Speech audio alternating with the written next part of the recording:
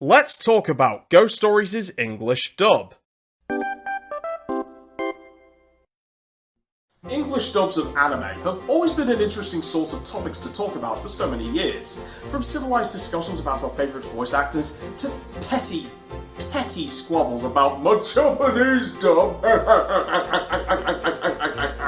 Like we've all regressed to the mindset of idiotic prepubescent school children.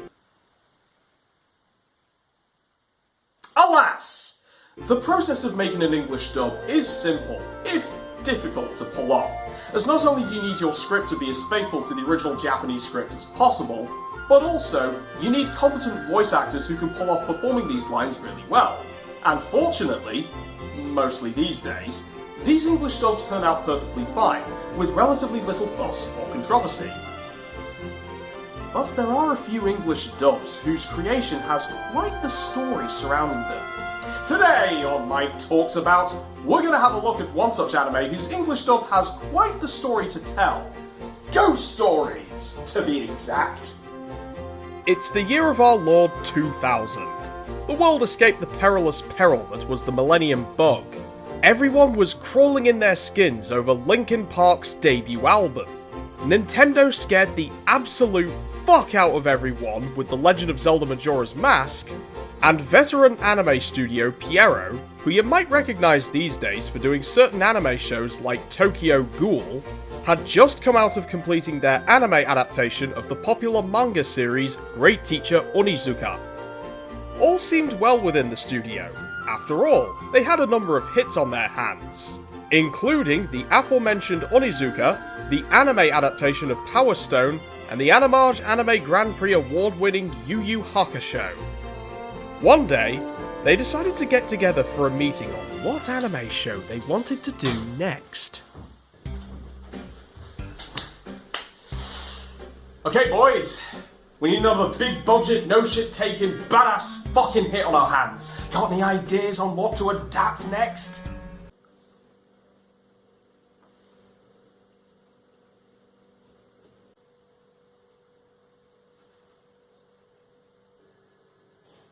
Boys, we need the fucking money.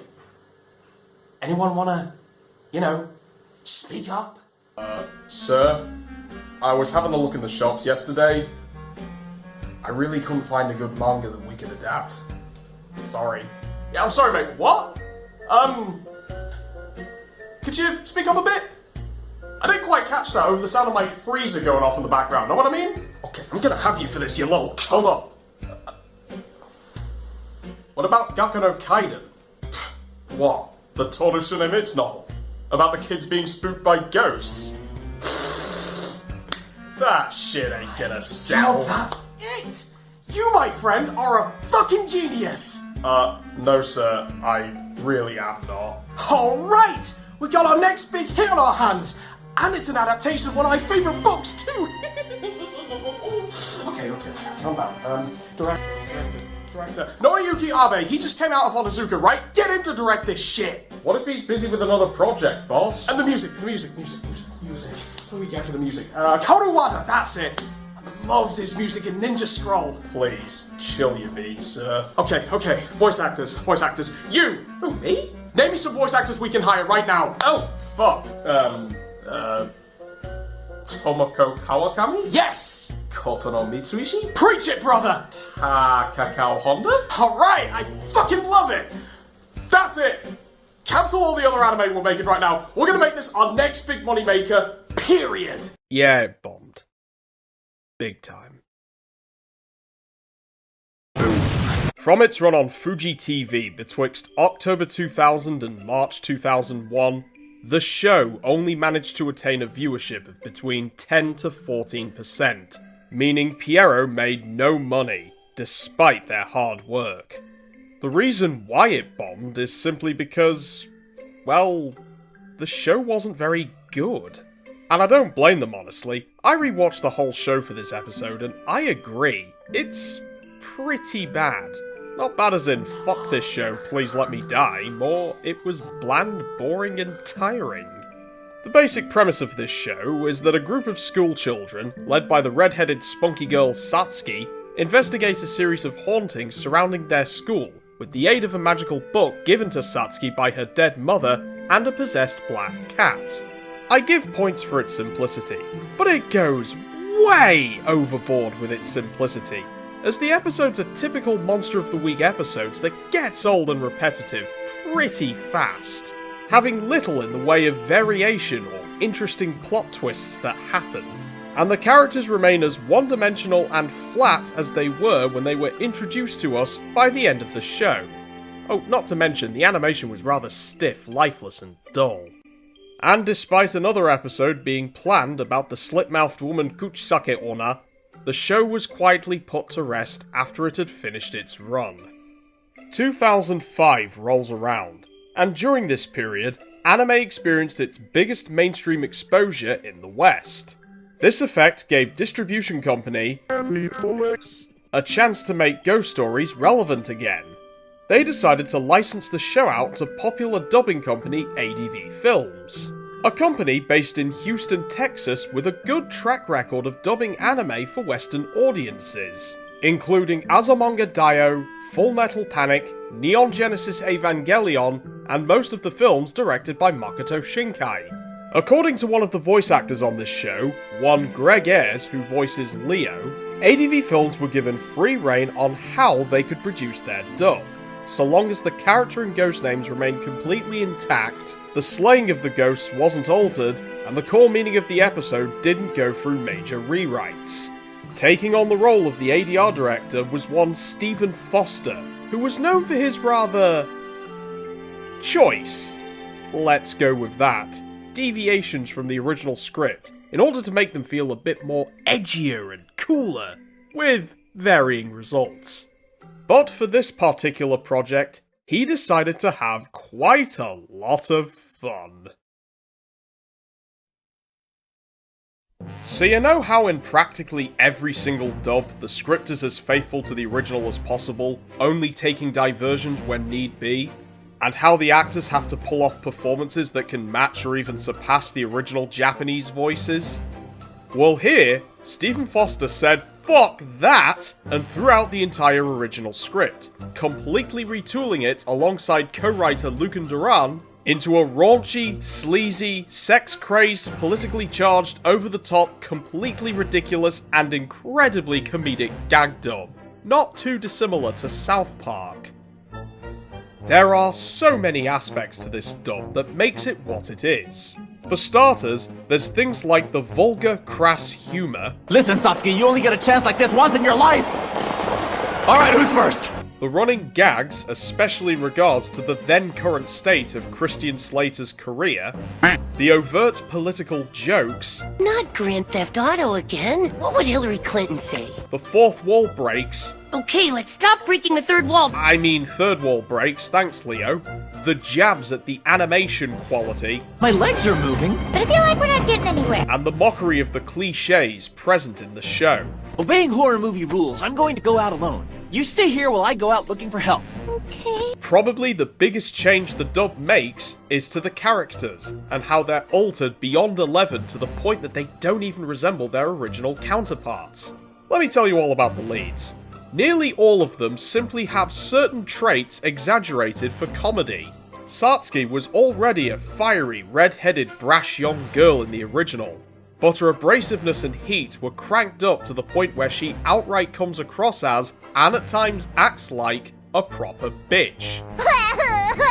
Now we'll never find out who the ghost is. I hope to God you're adopted. Hajime already had perverted aspects to his character, but he was still a brave and courageous kid who always meant well. But with his pervertedness at the focal point, he is now a lecherous leech who spends his entire screen time being a big frat boy that adores sex, tits, and pussy. If I were you, I wouldn't wear horizontal stripes like that. Makes your butt look big. Kenshiro, like Hajime, was always a courageous kid who always meant well, but he was shy and timid due to his young age. The dub makes him mentally incoherent with an added dose of dyslexia to add to his shyness, which makes him more endearing and also funny, especially given his signature crying throughout the show. And then there's Leo, who is your typical nerd with a big fucking ego.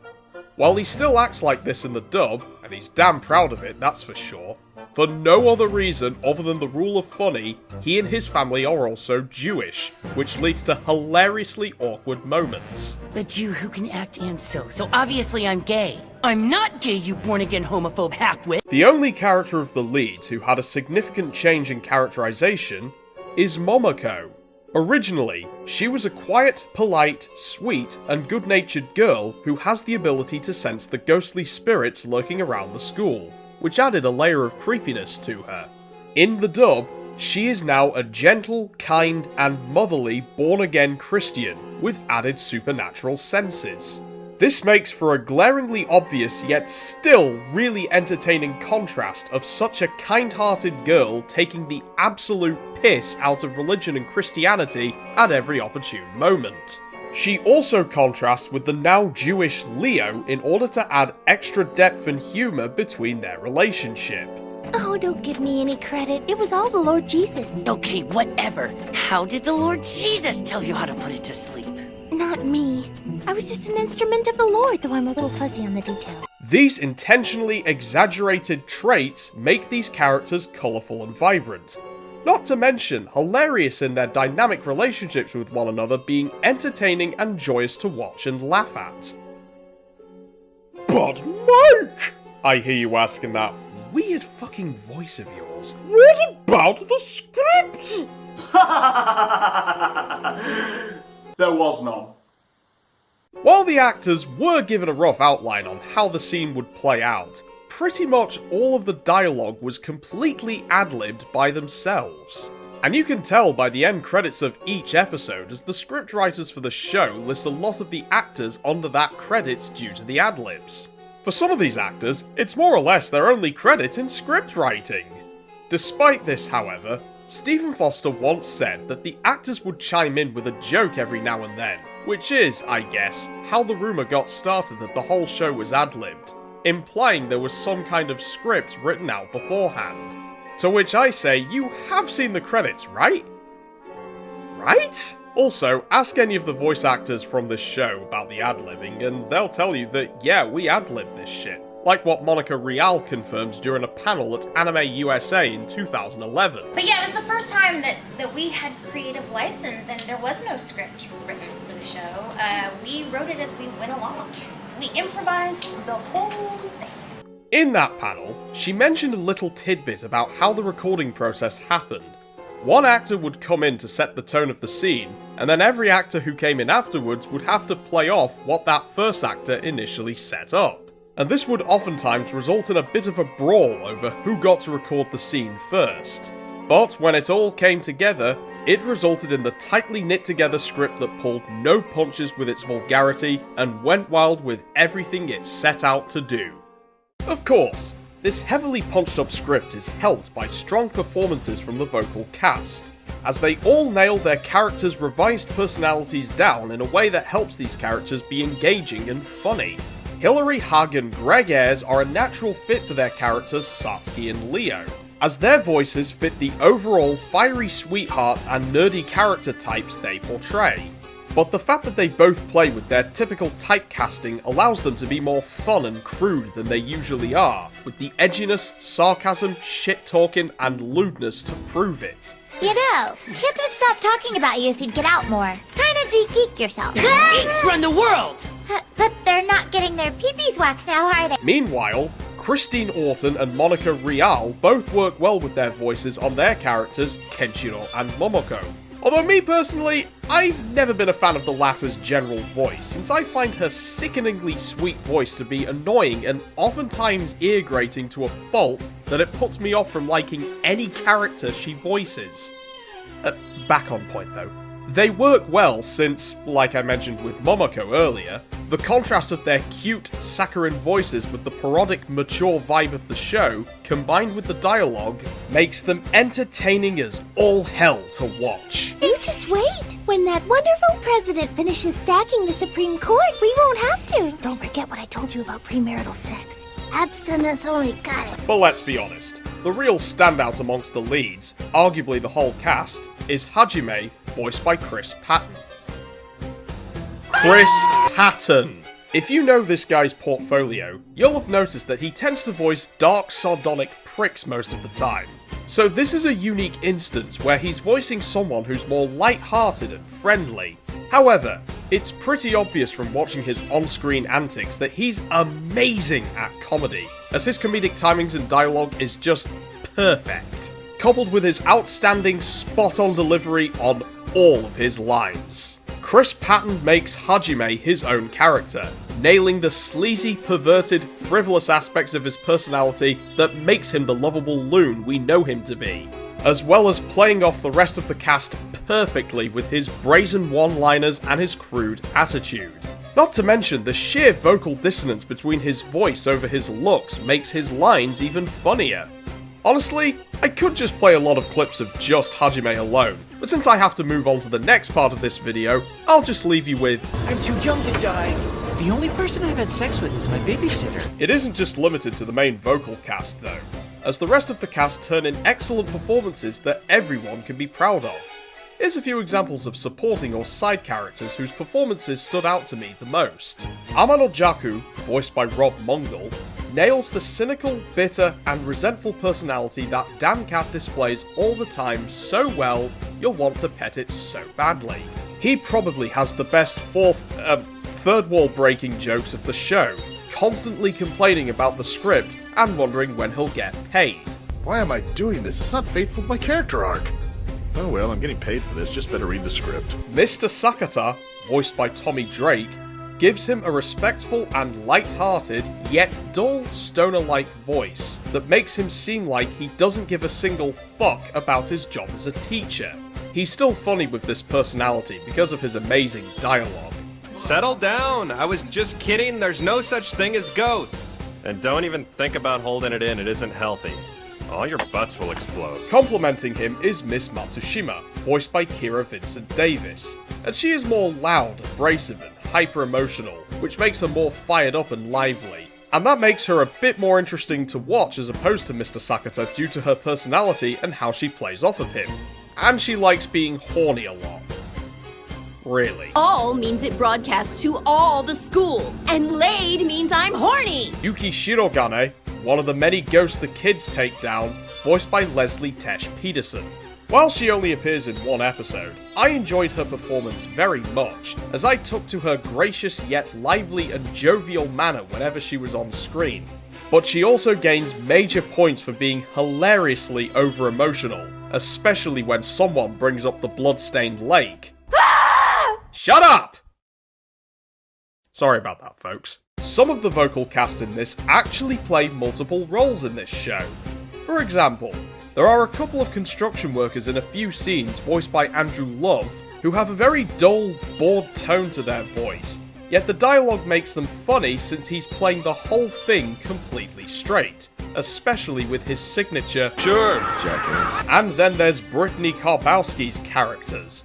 One of the two characters she voices is Leo's mother, whom she gives a broad New York accent to her.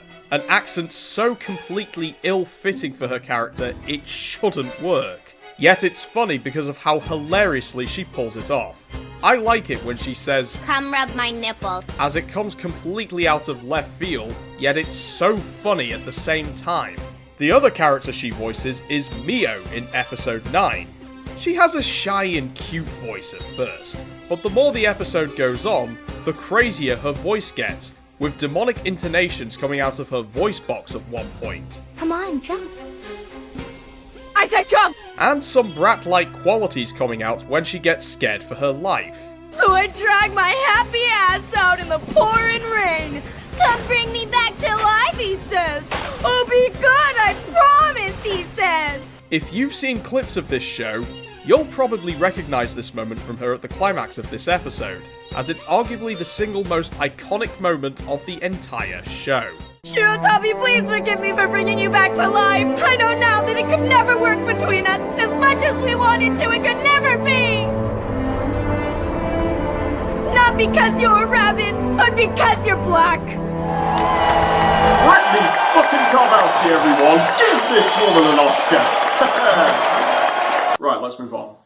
As I mentioned at the end of the first third of this video, Part of the reason why this dub was made to begin with was because the anime bombed hard in Japan with the low ratings and the negative reception.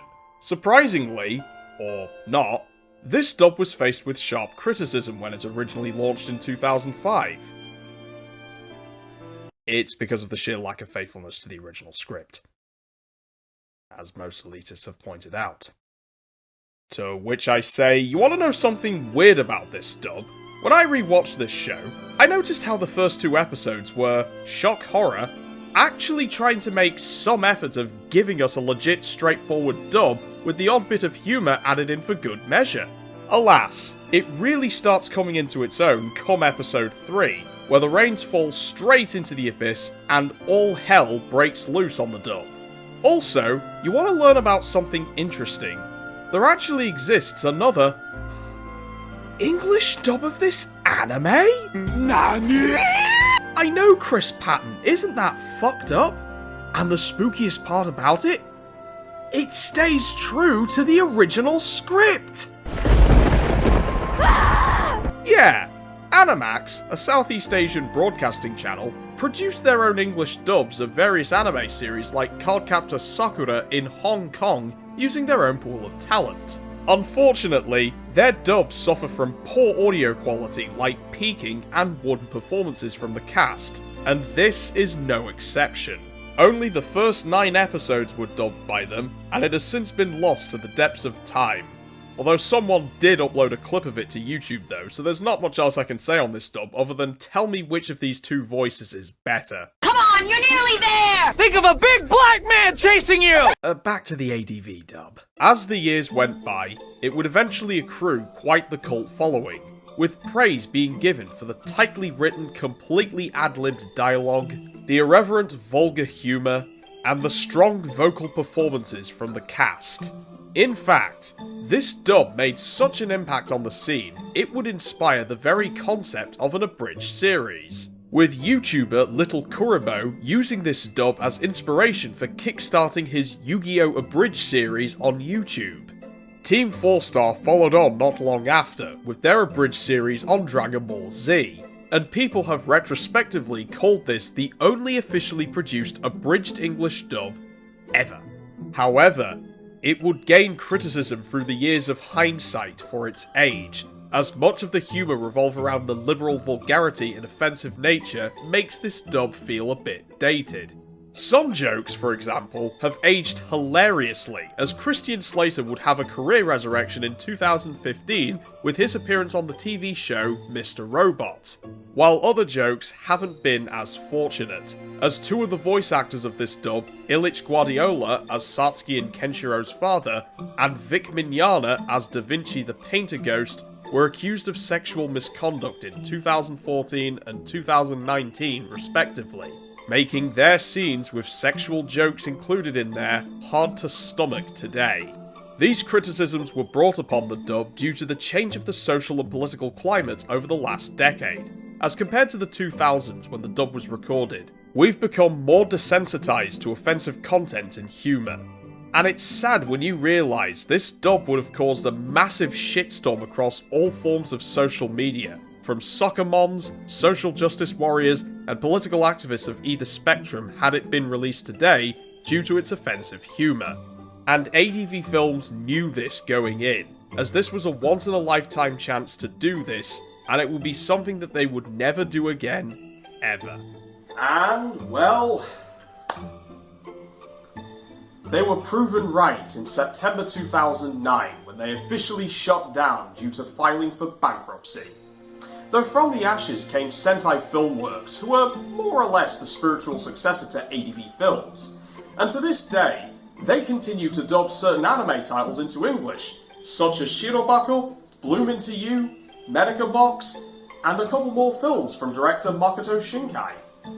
And while Stephen Foster retired from the industry in 2014, he's still somewhat active online, as he has his own website which details his history and involvement in anime.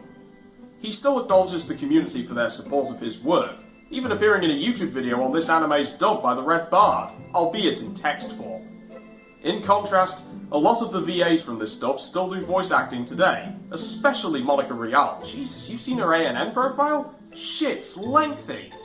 Whilst they still primarily operate at Sentai Filmworks, you can hear them in certain dubs produced by Funimation, as both of their offices are located in Texas, Sentai in Houston, Funimation in Flower Mound. And with that, I think I've got nothing else to say, so Leo, Hajime, do me a solid here. Why don't you two finish off this episode with a cliched moral that we can all learn from? Like if you leave children behind, pay your child support on time. Deadbeat dads are not cool!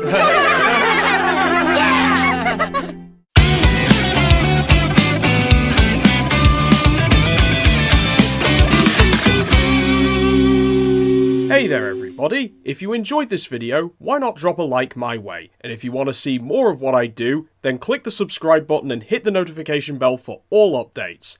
Also, you can follow me on Twitter at MikeTheVA1.